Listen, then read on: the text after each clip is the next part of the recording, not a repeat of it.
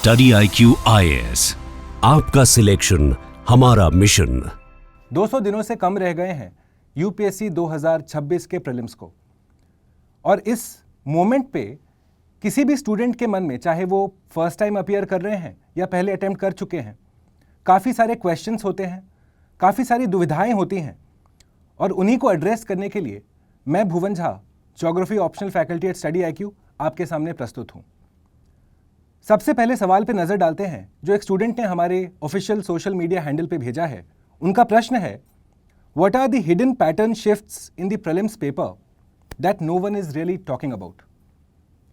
तो दोस्तों, ऐसा समझिए कि यूपीएससी के प्रीलिम्स में एक विजिबल पैटर्न शिफ्ट है और एक हिडन पैटर्न शिफ्ट है। विजिबल पैटर्न शिफ्ट क्या है? आपको ज्ञात होगा कि आपके प्रीलिम्स एग्जामिनेशन से इंडियन फॉरेस्ट सर्विस के कैंडिडेट्स का सिलेक्शन होता है जो जाके मेंस लिखते हैं, और इसीलिए एक कंसिस्टेंट थीम, एक कंसिस्टेंट ट्रेंड जो उभर के आता है कि जीएस पेपर 1, वहां पे 100 सवालों में 25 से 30 सवाल सीधा सीधा एनवायरनमेंट और ज्योग्राफी से पूछे जाते हैं। अब ये आपके लिए क्यों क्रिटिकल इंफॉर्मेशन है? क्योंकि ये जो 30 क्वेश्चंस हैं, ये बनेंगे आपके marks differentiator. Think of it is this way that the UPSC examination demands you to be a jack of all trades and a master of few. यानी कि आपके जो जितने सब्जेक्ट्स हैं, उन सब में आपको एक पर्टिकुलर लेवल ऑफ कॉम्पिटेंसी होनी चाहिए, पर आपके कुछ फेवरेट सब्जेक्ट्स भी होंगे जो जब आप पढ़ते चले जाते हैं आप खुद आइडेंटिफाई करते हैं, और उनमें आपको एक certain level of above average proficiency चाहिए। तो ये तो रहा एक विजिबल पैटर्न शिफ्ट, पर एक हिडन पैटर्न शिफ्ट जो स्टूडेंट का डाउट जिन्होंने पूछा है, and that is top 5 subjects. काफ़ी सारे तथाकथित बुद्धिजीवी आज भी कहते हैं कि भाई यूपीएससी में टॉप 5 वाला अब नहीं रहा, but that trend still continues, जहां पे history, economy, geography, environment, polity और साइंस एंड टेक, अगर आपने इनके ऊपर अच्छा पकड़ रखा है, यानी कि इनके स्टैटिक कॉन्सेप्ट्स के ऊपर अगर आपको अच्छा खासा पकड़ है, तो आप एक कंफर्टेबल पोजीशन में रहेंगे। But how does UPSC test your knowledge? हर साल इन टॉप 5 में से बिसाइड्स ज्योग्राफी एंड एनवायरनमेंट जो बाकी 4 बचते हैं, उनमें किसी एक पे प्राथमिकता दी जाती है। फॉर एग्जाम्पल, साल 2025 के प्रीलिम्स में ये ऑब्जर्व किया गया कि इकोनॉमी से करीब 25 प्लस क्वेश्चंस पूछे गए, और वहीं अगर आप प्रीवियस ईयर्स के पैटर्न्स को देखेंगे तो इकोनॉमी से उतने सवाल नहीं पूछे जा रहे थे। बट अगर किसी स्टूडेंट ने ये टॉप 5 सब्जेक्ट्स के स्टैटिक और करंट अफेयर्स दोनों पे साइड बाय साइड काम किया होगा, तो उन्होंने 2025 का प्रीलिम्स, जहां पे इकोनॉमी पे एक अनफेयर या अनड्यू एडवांटेज दिया गया था, उस एडवांटेज को आप कैपिटलाइज कर पाते। द सेकंड क्वेश्चन जो एक स्टूडेंट भेज रहे हैं from Chennai, has the prelims examination become less about knowledge and facts and more about temperament, analytical thinking and handling fear, uncertainty and time pressure? Well, would you agree friends, अगर मैं आपको कहता हूं कि ये जो क्वालिटीज यहां बताए गए हैं, ये सिर्फ एक कैंडिडेट के अंदर एक्सपेक्टेड नहीं है, ये आप जिस फील्ड के लिए प्रिपेयर कर रहे हैं, जिस रोल के लिए प्रिपेयर कर रहे हैं, वहां पे these are the basic prerequisites. You must learn how to respond under pressure. You must overcome your fears, and not just as a candidate but also as an aspiring a potential civil servant.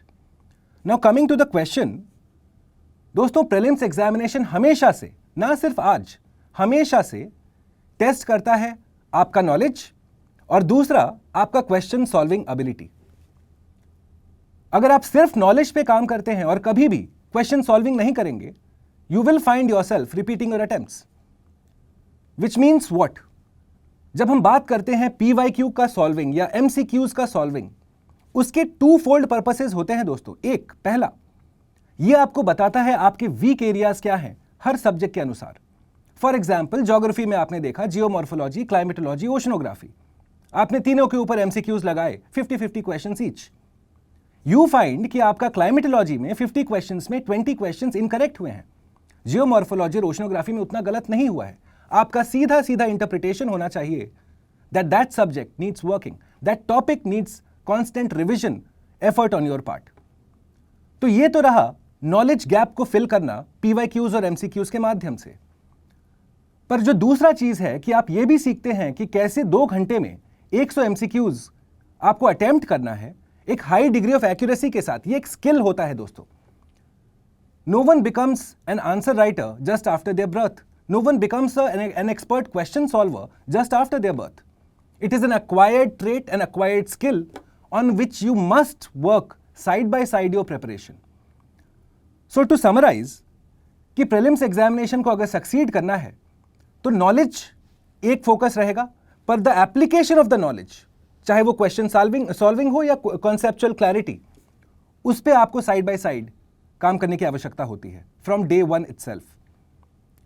The third question coming all the way from Patna, क्या prelims और mains के बीच का जो objectivity और analytical thinking की line थी वो अब कुछ हद तक ब्लर हो चुका है? That's a very fair question. In fact हम लोग हमेशा स्टडी IQ के अलग अलग प्लेटफॉर्म्स पे, हमारे क्लासरूम्स में, यूट्यूब में इस बात पे स्ट्रेस करते हैं कि प्रीलिम्स का एजेंडा, मुद्दा या स्किल स्टूडेंट से वो क्या डिफाइन कर रहा है, क्या एक्सपेक्ट कर रहा है. पहला कि आपको कॉन्सेप्चुअल क्लैरिटी हो, और दूसरा कि उस कॉन्सेप्चुअल क्लैरिटी का एप्लीकेशन हो क्वेश्चन सॉल्विंग में. बट जब हम मेंस की बात करते हैं तो यूपीएससी आपसे डिमांड करता है एनालिसिस, यानी कि आप किसी भी कॉन्सेप्ट का प्रोज कॉन्स आइडेंटिफाई करिए, किसी भी कॉन्सेप्ट के political, economic, social, technological, legal और एनवायरमेंटल एंगल्स आइडेंटिफाई करिए, एडवांटेज और डिसएडवांटेज आइडेंटिफाई करिए. तो ऑफ कोर्स रीसेंट ट्रेंड्स को अगर हम देखें तो यूपीएससी एक सर्टेन लेवल तक जरूर आपसे एक्सपेक्ट करता है कि प्रीलिम्स जब आप जाएं, you must be able to identify the different tangents of any particular theme और topic. However that must be backed with conceptual clarity. इस मुगालते में मत रहिए कि सिर्फ कॉन्सेप्चुअल क्लैरिटी हमको प्रीलिम्स में इस्तेमाल करना है, because besides without conceptual clarity आप क्या एनालिसिस देंगे वहां पे, किस तरह का एडवांटेज और डिसएडवांटेज, प्रोज और कॉन्स बताएंगे अगर आपको थीम ही नहीं पता है तो. सो टू समराइज और just quickly answer this question, ये जो डिफरेंस आपके मन में है प्रीलिम्स और मेंस के बीच का, get rid of it. Think of your preparation as a grand story, as a grand puzzle. अगर कॉन्सेप्ट क्लियर नहीं है, एनालिसिस नहीं आएगा मेंस में. अगर कॉन्सेप्ट और एनालिसिस नहीं आया तो इंटरव्यू में जो आपसे ओपिनियन पूछा जाता है वो ऑफिसर लाइक नहीं होगा, वो अनरिफाइंड होगा. And which is why you must integrate these facets in your preparation as you go along. The next question, जो दिल्ली से ही हैं, ये ऑफलाइन स्टूडेंट है हमारे, इन्होंने हमसे पूछा है कि accuracy versus probability, what is the right balance while attempting questions under pressure? दोस्तों, इसका कोई सही आंसर नहीं होता. काफी सारे स्टूडेंट्स, काफी सारे फैकल्टीज आपको कहेंगे accuracy पे फोकस करिए, काफी लोग कहेंगे ज्यादा नंबर ऑफ क्वेश्चंस अटेम्प्ट करिए. But regardless of all of that advice, जो आपके मन में एक क्लैरिटी होनी चाहिए कि आपके जो क्वेश्चंस के डिफिकल्टी लेवल हैं वो 3 प्रकार के होते हैं. एक जो लो हैंगिंग फ्रूट्स है, आसान क्वेश्चंस हैं. दूसरा मॉडरेट लेवल वाले. और तीसरा जो शायद आपने सुना भी नहीं होगा, जिनको हम डिफरेंशिएटर क्वेश्चंस कहते हैं. फॉर एग्जाम्पल 2025 के प्रीलिम्स में 1952 में खो खो या एक हॉकी का एक स्कोर के ऊपर एक क्वेश्चन पूछा गया था, which frankly no one is expected to know. तो वो बना एक डिफरेंशिएटर क्वेश्चन. पर अगर कोरियोलिस फोर्स का एप्लीकेशन, उसका कॉन्सेप्ट पूछा जा रहा है, दैट्स एन ईजी क्वेश्चन. वो एक बेसिक कॉन्सेप्ट है जिसके बगैर आपका ज्योग्राफी का नॉलेज इनकम्प्लीट है. So now your agenda is कि हमारे जो आसान लेवल के क्वेश्चंस हैं, जो लो हैंगिंग फ्रूट्स हैं, उनको आप गलत किसी भी सूरत में ना करें, क्योंकि बाकी आपके सारे कॉम्पिटिशन्स, सारे बाकी कंटेंडर्स उस क्वेश्चन को अटेम्प्ट कर रहे हैं और उसको सही करेंगे. यानी कि अगर आप उस लो हैंगिंग फ्रूट्स को गलत करते हैं तो आपके लिए नेट लॉस सिर्फ एक क्वेश्चन का नहीं, उससे ज्यादा का हो गया. और जहां तक मॉडरेट क्वेश्चंस का बात है, जिसके अंदर मोस्ट लाइकली आप देखेंगे कि 4 ऑप्शंस में I am able to at least eliminate 1 option, 3 में आप कंफ्यूज रहेंगे. Therein you will use your interlinking. जब क्वेश्चन सॉल्विंग के लिए आप बैठते हैं, आप सोचेंगे कि इस टॉपिक से हमने क्या कुछ पढ़ा है, क्या कुछ इंफॉर्मेशन ग्रहण किया है पिछले 12 या 18 महीने में. क्या हम किसी भी टॉपिक, किसी भी ऑप्शन को उस इंफॉर्मेशन के साथ लिंक कर पा रहे हैं? Only then does it make sense to attempt that question and go forward with your elimination. Having said that दोस्तों, ये आप मान के चलिए कि you should have a fair number of attempts. अगर कोई 50-55 क्वेश्चन अटेम्प्ट करके आ रहे हैं, by default they are near the border line. एक बहुत हाई एक्यूरेसी रेट चाहिए होगा, तभी शायद वो जाके 100 का आंकड़ा क्रॉस करेंगे, जो एक तरीके से कट ऑफ का सेफ लिमिट माना जाता है.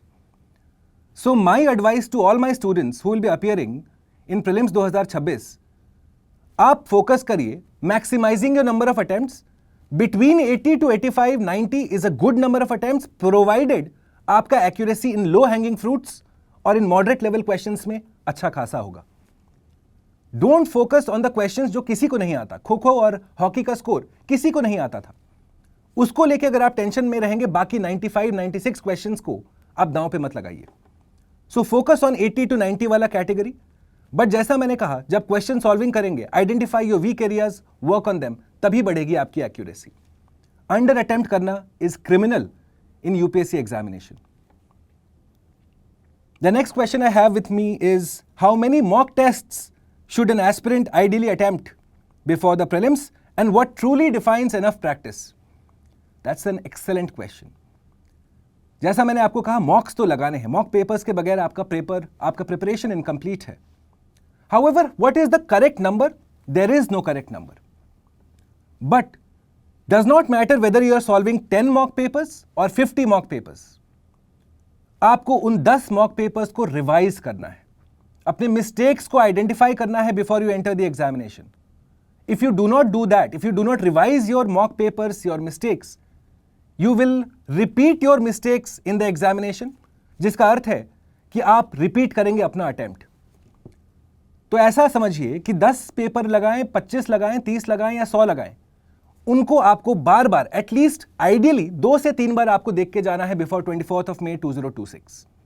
Utilise your preparation, utilize your MCQ solving to propel you beyond the 100 mark cutoff in GS paper 1। जहां तक हम बात करते हैं GS paper 2 की, CSAT के बारे में भी बात कर लेते हैं दोस्तों। CSAT in itself is a heart breaker, a game changer। मैं आपको बताऊंगा going forward in this discussion कितने सारे स्टूडेंट्स पिछले साल और उसके पिछले साल जो पेपर 1 में 100 का आंकड़ा क्रॉस कर रहे हैं, which means they must be comfortably writing mains, provided अगर वो 67 का कट ऑफ क्रॉस करते सीसैट में। बट क्या देखने को मिलता है, सीसैट में उनका मार्क्स 60, 55, 58 पे अटक रहा है। और इसीलिए सीसैट को भी प्राथमिकता देनी है, और उसमें भी आप वही करेंगे। डज नॉट मैटर आपने कितने पेपर लगाए हैं, 10 पेपर लगाए, 20 पेपर लगाए, उसको आपको रिवाइज करना ही पड़ेगा at least 2 to 3 times. Otherwise it's a cardinal sin that most candidates commit in the course of their preparation। दोस्तों, अगला सवाल आया है कोलकाता से। Why is the difficulty level of maths in CSAT increasing every year? Is UPSC trying to separate civil servants from clerks through data-driven aptitude testing? I think I must firstly congratulate you, आपका observation एकदम on point है। जिनको नहीं पता है, साल 2023 का CSAT का पेपर I will recommend एक बार जाके आप देखिए। उसके मैथ्स का जो डिफिकल्टी लेवल है वो किसी कैट एग्जामिनेशन से कम नहीं है। In fact it was the rude shock for many of us, including the entire faculties and the student community, जब 2023 का पेपर देखा था। पर मोर इंपॉर्टेंट है उससे लर्निंग्स, उससे सीख। आखिरकार यूपीएससी सीसैट को डिफिकल्ट क्यों कर रहा है और आपको कब इसकी प्रिपरेशन शुरुआत करनी चाहिए। सबसे पहले एड्रेस करते हैं सीसैट के मैथ्स के भाग को।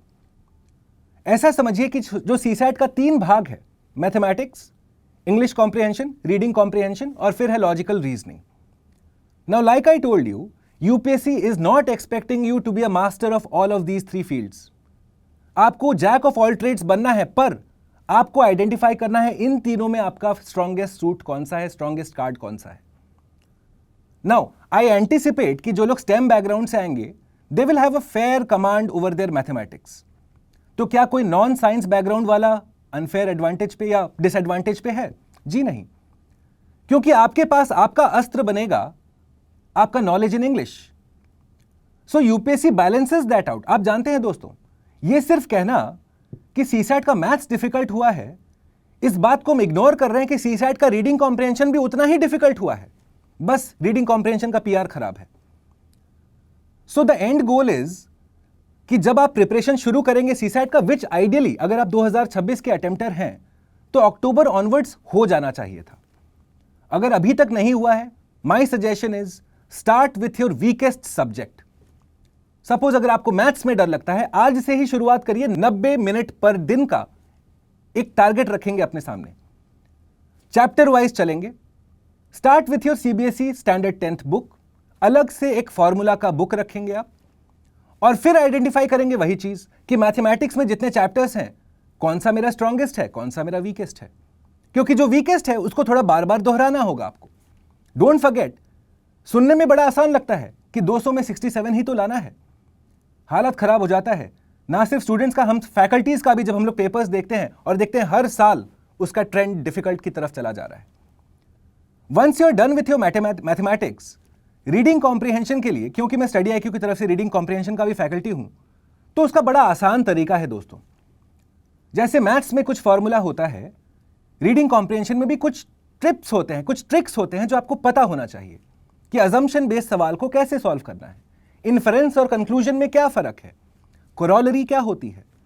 अगर आपको इन्हीं में क्लैरिटी नहीं है तो जब एप्लीकेशन का मामला आएगा पेपर सॉल्विंग के दौरान, डू यू थिंक वहां पे सही करेंगे आप? So there needs to be a logical, strategic approach in your CSAT preparation, because if you do not do that, you are playing with your attempt दोस्तों। So like I said, नवंबर का महीना है, start today, begin now, do not wait for tomorrow, because CSAT is that आग का दरिया जो आपको cross करके जाना ही है और सक्सेसफुली क्रॉस करके जाना है। Next question comes from Jammu and Kashmir. Why are more random out of syllabus questions like those on sports, personalities or cultural trivia appearing in recent papers? Firstly, UPSC का U unpredictable कहा जाता है, तो वो अपने नाम के अनुसार अपना काम करते हैं। But on a serious note, UPSC test कर रहा है how do respond under pressure. It is not expected कि 100 के 100 सवाल आप पढ़ के जाएंगे आपको आता होगा। ऐसा कोई नहीं हुआ है आज तक UPSC के इतिहास में। पर उन सवालों से आपके ऊपर उन 2 घंटों में प्रेशर बनाया जाता है ताकि आप जो प्रश्न पढ़ के भी आए हैं उनके साथ भी आप गलत करेंगे। जानते हैं टेम्परामेंट क्या होता है दोस्तों, कि आप कैसे रिएक्ट करते हैं जब आपको एक डिफिकल्टी का सामना करना पड़ता है, और उसके लिए आपको काम करना होगा इनिशियली ही। You will have to learn to put yourself under pressure from day 1। So my suggestion कि जब ये स्पोर्ट्स, कल्चरल ट्रिविया, ये सब के सवाल पूछे जाते हैं, डोंट गेट ओवरऑड, बिकॉज ये मान के चलिए कि अगर आप एक सीरियस कैंडिडेट हैं और अगर आपको वो आंसर नहीं आता है तो चांसेस आर कि आपके आसपास जितने कैंडिडेट्स बैठे हैं उनको भी नहीं आता होगा। Having said that, the agenda should be कि ना सिर्फ हम कॉन्सेप्ट्स के साथ अपने आप को अवगत कराएं, पर हम थोड़ा फैक्ट बेस्ड पढ़ाई भी करें। Now this is again a risk you will have to take. आपको एक कॉस्ट बेनिफिट एनालिसिस करना पड़ेगा, क्योंकि कितना ही फैक्ट पढ़ लेंगे आप, कितना ही फैक्ट रिमाइंड अपने आप को रिकॉल भी कर लेंगे आप, वहां पे रिप्रोड्यूस भी कर सकेंगे आप। So the agenda should be facts, conceptual clarity. उसके बाद भी अगर मेरा कुछ इस तरीके का अतरंगा सवाल आता है, साइड में रखिए उसको। You have another 99 questions to determine your destiny. Since questions have become longer and more content heavy, how should aspirants manage time effectively during the examination? Now I realize this, काफी सारे students हर साल कहते हैं कि भाई prelims का paper काफी लंबा था, we struggle to complete it, and that is primarily because of 2 reasons. First is your average reading speed. अब रीडिंग स्पीड कैसे आप डिटरमिन करेंगे अपना? टेक अ से 1000 वर्ड पैसेज और उसके बाद उसको आप पढ़ने का कोशिश करिए, एक्टिवली पढ़ने का कोशिश करेंगे, यानी कि समझते हुए पढ़ेंगे। सिर्फ पढ़ना नहीं है, इंटरप्रेट करना है, एक तरीके से एंटिसिपेट करना है कि अगला लाइन में शायद ये लिखा होगा।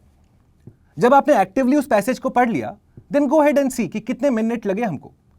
अगर आपका reading speed 150 words per minute के आसपास है, you are in the game. अगर आप 150 के नीचे भी हैं, you don't need to worry about it, but try to improve to at least 140 to 150। And then comes the application of that knowledge. आपने जब एक्टिवली पढ़ लिया किसी पैसेज को, अब उसके बाद आप एक स्टैंडर्ड ऑपरेटिंग प्रोसीजर डिफाइन करिए, यानी कि क्वेश्चन सॉल्विंग में भी आपको दिमाग लगाना है। स्टेप 1, सबसे पहले आप पढ़ेंगे आपका प्रॉब्लम स्टेटमेंट। 4 ऑप्शंस या 4 लाइंस दिए होंगे, कुछ क्वेश्चन होगा, उसका डिमांड समझिए। फिर जाइए स्टेप नंबर 2, ऑप्शंस की तरफ, देखिए कौन सा क्या ऑप्शन बैठ रहा है। And then before you mark your OMR, compulsorily आप देखेंगे सवाल आपसे इनकरेक्ट या करेक्ट पूछ रहा है। क्या आप जानते हैं दोस्तों, हर साल कुछ ना कुछ ऐसे केसेस आते ही हैं जहां पे स्टूडेंट को कॉन्सेप्ट पता था, सही आंसर पता था, पर उन्होंने हड़बड़ी में कर दी गड़बड़ी। वो मार्क करके आते हैं करेक्ट ऑप्शन विदाउट रियलाइजिंग कि यूपीएससी पूछ रहा है इनकरेक्ट ऑप्शन। और यूपीएससी भी चालाक है, वो इनकरेक्ट ऑप्शन को रखेगा ऑप्शन ए पे। तो आप by default you will be looking at the first option. आपने ऑप्शन देखा नहीं कि करेक्ट इनकरेक्ट है, आपको लगा मैंने बचा लिए 15 सेकंड, आप OMR भर के आ गए। और जब आप शाम में टैली कर रहे हैं, आप देख रहे हैं अरे यहां पे तो कार्डिनल मिस्टेक हो गया, मेजर ब्लंडर हो गया। So that is the sense. Content heavy का मतलब ये नहीं है कि आपसे वहां पे डिमांड किया जा रहा है कि ज्यादा स्पीड में पढ़िए, पर समझ के पढ़िए। काफी दफा क्वेश्चंस के अंदर ही आंसर छुपा होता है। You just need to be smart enough to spot it and then mark your OMR accordingly.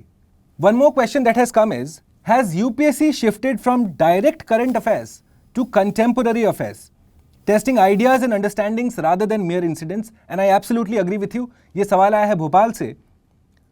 What a brilliant interpretation of the recent trends.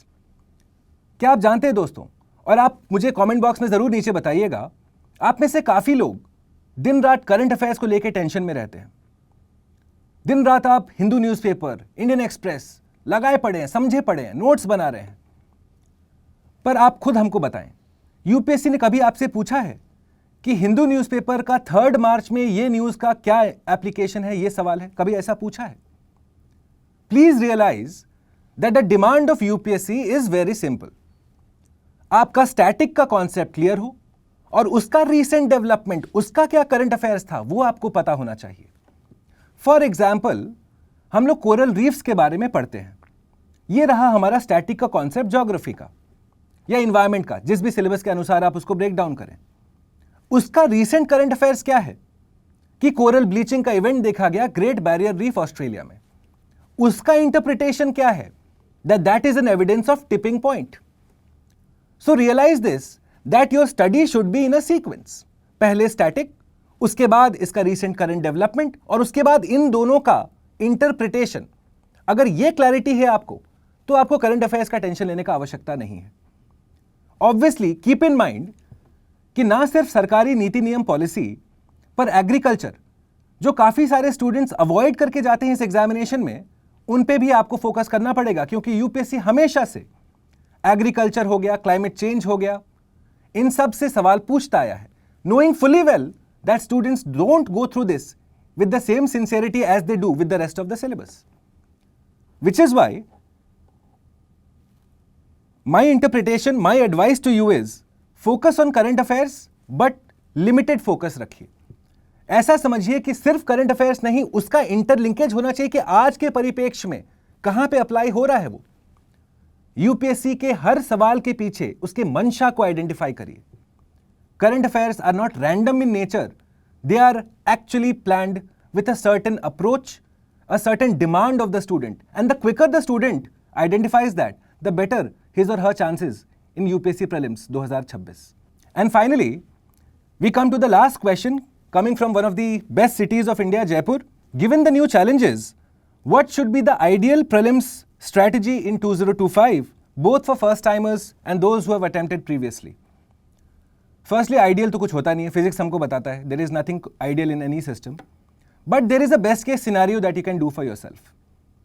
The best case scenario is कि जब आपके पास 200 से कम दिन बचे हैं, आप डेली बेसिस पे 90 minutes देंगे सीसैट के लिए, and the rest of your entire waking time should go into general studies का preparation. Now for that, rather than going and straight away picking your standard text books, चाहे वो GC Leong हो, लक्ष्मीकांत हो, so on and so forth, start from your fundamentals. Ignore मत करिए अपने NCERTs को दोस्तों। ऐसा समझिए, NCERTs are a mandatory prerequisite. आज तक कोई आईएएस आईपीएस सिर्फ एनसीईआरटी पढ़ के नहीं बना है, पर एनसीईआरटी पढ़े बगैर भी आज तक कोई आईएएस और आईपीएस नहीं बना है। जब तक आपको क्लैरिटी नहीं है कि बॉयंसी क्या चीज होता है, सेंट्रीफ्यूगल और सेंट्रीपीटल में क्या डिफरेंस है, चार्ल्स लॉ और बॉयल्स लॉ में क्या डिफरेंस है, अनॉमलस एक्सपेंशन ऑफ वाटर क्या है, तो क्या खाक समझेंगे ज्योग्राफी आप? और इसीलिए start from your NCERTs, then graduate to your higher level books, standard books, और जैसा मैंने कहा, side by side question solving होना चाहिए। अगर आज आप जियोमॉर्फोलॉजी कंप्लीट करते हैं, अर्थक्वेक का चैप्टर कंप्लीट हुआ, शाम में आपको लगाना है 50 सवाल, और उस 50 सवाल को एनालाइज करेंगे, कितने सही कितने गलत। जो सही हुए सही होना ही था, जो गलत हुए क्यों हुए, क्या कॉन्सेप्ट हमको नहीं पता था, क्या क्लैरिटी नहीं थी मुझे, या मैंने अपना स्टैंडर्ड ऑपरेटिंग प्रोसीजर की वाली गलती की है, करेक्ट इनकरेक्ट वाला गलती क्या है, उसको आइडेंटिफाई करिए।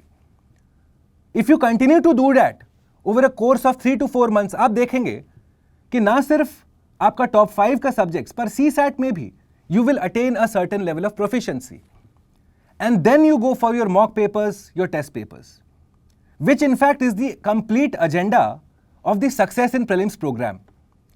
क्या आप जानते हैं दोस्तों, 10 नवंबर 2025 से स्टडी IQ का SIP बैचेस शुरू हो गया है, जिसके अंदर हम लोग का एजेंडा, जो कुछ मैंने आज आपके साथ डिस्कस किया है, वो वही हमारा एजेंडा है कि हमारा स्टूडेंट को हम NCERT से उठाएं, स्टैंडर्ड टेक्स्ट बुक्स तक ले जाएं, करंट अफेयर्स के साथ इंटरलिंकिंग कराएं और डेली बेसिस पे 50 MCQs लगा के question solving ability, exam temperament develop करें। और ये ना सिर्फ जनरल स्टडीज में पर CSAT में भी, विच इज वाई आप देखेंगे बीते वर्षों में SIP बैचेस के टेस्ट सीरीज से क्वेश्चंस अधिकतर प्रीलिम्स में पूछे गए हैं, डायरेक्टली और इनडायरेक्टली। और SIP से कितने ही स्टूडेंट्स ट्रिपल डिजिट्स, 4 डिजिट्स में हमारे स्टूडेंट्स प्रीलिम्स एग्जामिनेशन क्लियर करके मेंस की तरफ गए हुए हैं। ऐसे ही स्टडी IQ हर साल रैंक्स में इंप्रूवमेंट नहीं कर रहा है। There is a brain behind it, there is nothing random when it comes to a student's preparation, और उसके लिए हम सब तत्परता से लगे हैं। सो आई होप ये छोटा सा सेशन आपको बहुत पसंद आया। If you have any further questions, you know where to reach us. Study IQ का इंस्टाग्राम हैंडल हो, टेलीग्राम हैंडल हो, या हमारे इंडिविजुअल फैकल्टीज के अपने अपने सोशल मीडिया हैंडल्स हैं। Please consider sending your questions, और इसी तरीके से स्टडी IQ के तमाम फैकल्टीज समय समय पे आपके साथ मिलते रहेंगे to ensure that you are best prepared for the UPSC prelims 2026। मिलूंगा मैं आपसे हमारे SIP के क्लासेस में। तब तक के लिए नमस्कार, जय हिंद। स्टडी IQ IAS, आपका सिलेक्शन हमारा मिशन।